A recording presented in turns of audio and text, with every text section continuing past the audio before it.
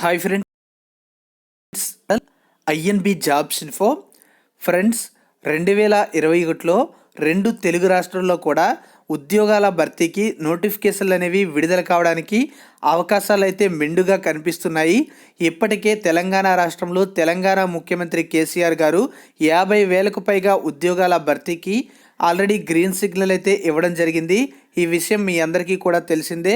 దీనికి సంబంధించినటువంటి నియామక ప్రక్రియ అనేది ఏ విధంగా చేయాలి అనే దానిపై తెలంగాణ రాష్ట్రంలో కార్యాచరణ కూడా మొదలు పెట్టడం అయితే జరిగింది. ఆంధ్రప్రదేశ్లో కూడా ముఖ్యమంత్రి గారు ఆల్రెడీ ఏపీపీఎస్సీ క్యాలెండర్ని 2020 జనవరిలో విడుదల చేస్తామని 2019లోనే అనౌన్స్మెంట్ అయితే చేశారు. అయితే అనేక కారణాల వల్ల ఈ విధంగా మనకి క్యాలెండర్ని అయితే విడుదల చేయలేదు. ఇటీవల మనకి పోలీసులకు సంబంధించినటువంటి అమరవీరుల సంస్మరణ దినోత్సవం సందర్భంగా ప్రతి సంవత్సరం కూడా పోలీసు ఉద్యోగాల నియామక ప్రక్రియ కూడా చేస్తామని 6,500 ఉద్యోగాల చొప్పున ప్రతి సంవత్సరం మనకి 4 ఏళ్లలో 26,000 వరకు కూడా వేకెన్సీస్ అనేవి ఫిల్ చేస్తామని చెప్పారు. కాబట్టి ఖచ్చితంగా ఏపీలో కూడా 2021లో ఉద్యోగాల భర్తీకి సంబంధించినటువంటి క్యాలెండర్ని రిలీజ్ చేసి ఉద్యోగాల భర్తీని అయితే చేస్తారు. ఇప్పటికే మనం చూసుకున్నట్లయితే క్యాలెండర్ విడుదల చేస్తామని అనౌన్స్మెంట్ అయితే చేయడం జరిగింది. ఇక చూసుకున్నట్లయితే ఇప్పుడు తెలంగాణ రాష్ట్రంలో కూడా నెలవారీ క్యాలెండర్కు కసరత్తు అయితే ప్రారంభిస్తున్నారు. తెలంగాణలో కానీ ఉద్యోగాల భర్తీకి నోటిఫికేషన్స్ అనేవి విడుదలైనట్లయితే ఏపీలో కూడా మనకి ఖచ్చితంగా నోటిఫికేషన్లు విడుదల కావాల్సిందే. ఇక చూసుకున్నట్లయితే తెలంగాణ రాష్ట్రంలో ఈ ఉద్యోగాల భర్తీకి సంబంధించి చాలా విప్లవాత్మకమైనటువంటి నిర్ణయాలు అయితే తీసుకుంటున్నారు. కొత్త సంస్కరణలు అనేవి తీసుకురావడానికి ప్రయత్నం అయితే చేస్తున్నారు. గతంలో ఉద్యోగాల భర్తీకి ఏవైతే అడ్డంకులు కానీ లేకపోతే కొన్ని సమస్యలు అనేవి ఉండేవో అవన్నీ కూడా అధిగమించి నియామక ప్రక్రియ అనేది తొందరగా కంప్లీట్ చేయడానికి కొన్ని చర్యలు అయితే ప్రారంభిస్తున్నారు. ఇదే విధంగా ఏపీలో కానీ మనకి నోటిఫికేషన్స్ అనేవి విడుదల అయ్యే ముందు కొన్ని నిర్ణయాలు అనేవి తీసుకోవచ్చు. ఇదే విధంగా అవి కూడా ఉండే అవకాశం అయితే ఉంది. వీటికి సంబంధించినటువంటి కంప్లీట్ డీటెయిల్స్ అయితే ఈ వీడియోలో చూద్దాం. ఫ్రెండ్స్, ఈరోజు ఆల్రెడీ దీనికి సంబంధించినటువంటి డీటెయిల్స్ అనేవి న్యూస్ పేపర్లో పబ్లిష్ అయితే చేశారు. తెలంగాణలో నిన్న ఉద్యోగాల భర్తీకి సంబంధించి ఆల్రెడీ కార్యాచరణ అయితే మొదలు పెట్టడం జరిగింది. దీని ప్రకారం చూసుకున్నట్లయితే ఉద్యోగాల యొక్క ఖాళీలు ఎప్పటికప్పుడే భర్తీ చేయాలని నిర్ణయం అయితే తీసుకున్నారు. అంటే ఆల్రెడీ మనకి 50,000 వరకు కూడా వేకెన్సీస్ అనేవి ఫిల్ చేసేసిన తర్వాత ఎప్పటికప్పుడు ఉద్యోగాలకు సంబంధించి క్యాలెండర్ని రిలీజ్ చేయాలని ఈ రాష్ట్రంలో ఆదేశాలు అయితే వస్తున్నాయి. నెలవారీ క్యాలెండర్కి కసరత్తు అయితే చేస్తున్నారు. 6 నెలల్లోపే ఈ యొక్క 50,000 నియామక ప్రక్రియ కూడా పూర్తి చేయాలని భావిస్తున్నారు. విశ్రాంత ఐఏఎస్ ఎన్ శివశంకర్ నేతృత్వంలో ప్రత్యేక విభాగాన్ని కూడా ఏర్పాటు చేయడం జరిగింది. టీఎస్పీఎస్సీ సహా ఇతర సంస్థలకు భాగస్వామ్యాన్ని కూడా ఇవ్వబోతున్నారు. అటెండర్, స్వీపర్, వాచ్మెన్ ఉద్యోగాలు అనేవి ఈ యొక్క నియామక ప్రక్రియ ద్వారా చేపట్టరు. అంటే అవి వేరే విధానంలో భర్తీ అయితే చేస్తారు. కార్యాచరణ ప్రణాళికపై ప్రభుత్వం ప్రత్యేకమైనటువంటి దృష్టి అయితే సారించడం అయితే జరిగింది.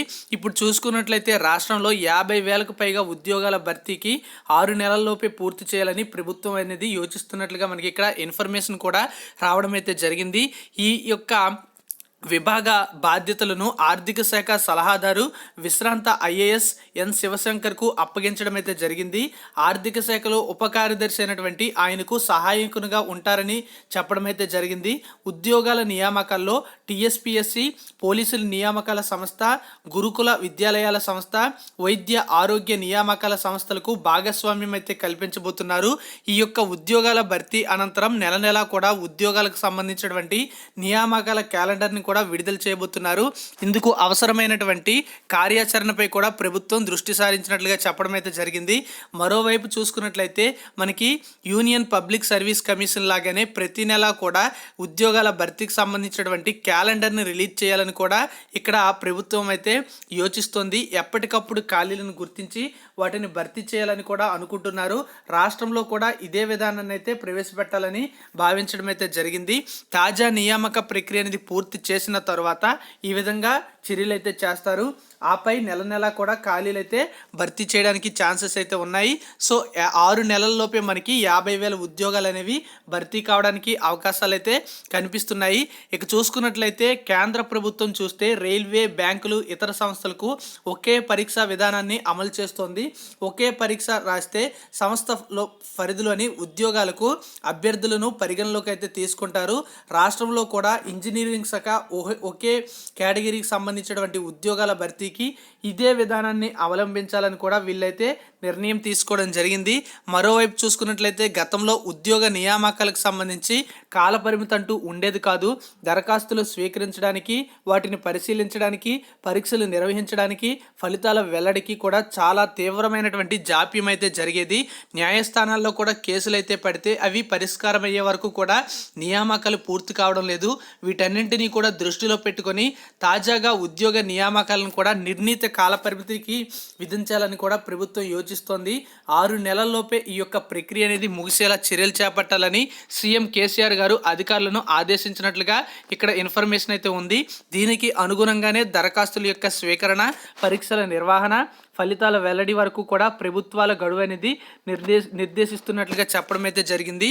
ఇక చూస్తే మనకి రాష్ట్రంలో ఖాళీగా ఉన్నటువంటి అన్ని ఉద్యోగాలకు సంబంధించినటువంటి అన్ని శాఖలు కూడా సత్వరమే సమాచారం ఇవ్వాలని ప్రభుత్వ ప్రధాన కార్యదర్శి సోమేష్ కుమార్ ఆదేశాలు కూడా జారీ చేశారు.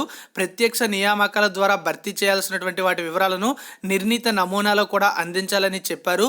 ముఖ్యమంత్రి ఆదేశాల మేరకు ఉద్యోగ నియామకాలపై సిఎస్ అయితే సోమవారం బీఆర్కే భవన్లో సమీక్ష అయితే నిర్వహించడం అయితే జరిగింది.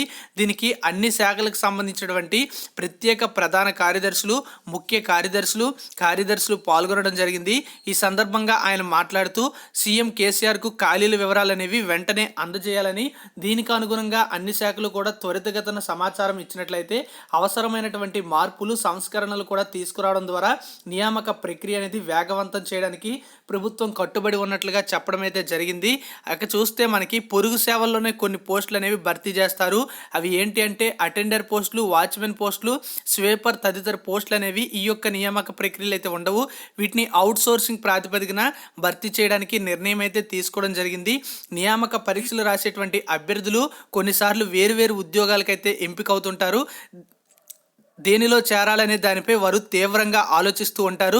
ఏదైనా ఉద్యోగంలో చేరితే మిగిలిన సంస్థలకు ఆ సమాచారం అయితే వాళ్ళు ఇవ్వడం లేదు. దీనివల్ల ఆయా పోస్టులు అనేవి ఖాళీగా ఉండిపోతూ ఉంటాయి. ఇలాంటి సమస్యలు తలెత్తకుండా ఇకపై ఉద్యోగానికి ఎంపికైన వారు సత్వరమే ఇందులో చేరేది నిర్ణయం తీసుకోవాలనే నిబంధన కూడా ప్రభుత్వం అయితే చేర్చబోతుంది. అంటే మనకి ఆంధ్రప్రదేశ్లో గ్రామ సచివాలయ ఉద్యోగాలకి ఒకటికి మించి పోస్టులకి కొంతమంది సెలెక్ట్ అయినట్లయితే పోస్ట్ యాక్సెప్టెన్స్ అనేటువంటి ఒక నిబంధన అయితే ఏ విధంగా తీసుకొచ్చారో అదేవిధంగా ఇక్కడ కూడా ఒక నిబంధన అనేది తీసుకురావడానికి అయితే ప్రయత్నం చేస్తున్నారు. ఆల్రెడీ అన్ని శాఖాధిపతులకి కూడా ప్రభుత్వం ఉత్తర్వులు అయితే పంపించడం అయితే జరిగింది. ఈ ఉత్తర్వుల ప్రకారం ఖాళీలు, మంజూరైనటువంటి ఉద్యోగాల సంఖ్య, ప్రత్యక్ష నియామకాలకు నిర్దేశించినవి, ఇందులో ఎంతమంది నియమితులయ్యారు, కొత్తగా ఎన్ని వేకెన్సీస్ కావాలి అనే డీటెయిల్స్ అయితే పంపించాలని కోరడం అయితే జరిగింది. జిల్లా కలెక్టర్లు కూడా సమాచారం అయితే ఉంది. రాష్ట్ర ప్రభుత్వ ఆదేశాల మేరకు శాఖల కార్యదర్శులు శాఖాధిపతుల నుంచి సమాచారం అయితే కోరడం జరిగింది. శాఖాధిపతులు దీనిపై జిల్లా కలెక్టర్ నుంచి ఖాళీల వివరాలు అనేవి పంపించాలని లేఖలు కూడా పంపించారు. రెవెన్యూ శాఖల పరిధిలో నాయబ్ తహసీల్దార్లు, senior steno, junior assistant, junior steno, typist, డ్రైవర్లు అండ్ అటెండర్లు, వాచ్మెన్లు సమాచారాన్ని కలెక్టర్ నుంచి కోరడం అయితే జరిగింది. మరోవైపు చూసుకుంటే తెలంగాణలోని అన్ని ప్రభుత్వ రంగ సంస్థలు, సొసైటీలలోని ఖాళీల వివరాలను సైతం మాతృశాఖలే ఇవ్వాలని ప్రభుత్వం ఆదేశించడం జరిగింది. వీటిని కార్పొరేషన్లు, సొసైటీలు వదిలివేయరాదని కూడా మనకి ఇక్కడ ఇవ్వడం అయితే జరిగింది. సో కంప్లీట్గా చూసుకున్నట్లయితే తెలంగాణ రాష్ట్రంలో 6 నెలల్లోపే మనకి ఉద్యోగాల భర్తీకి సంబంధించినటువంటి నియామక ప్రక్రియ అనేది పూర్తి చేసి అక్కడి నుంచి నెల కూడా క్యాలెండర్ని అయితే విడుదల చేయడానికి అవకాశాలు అయితే మెండుగా కనిపిస్తున్నాయి.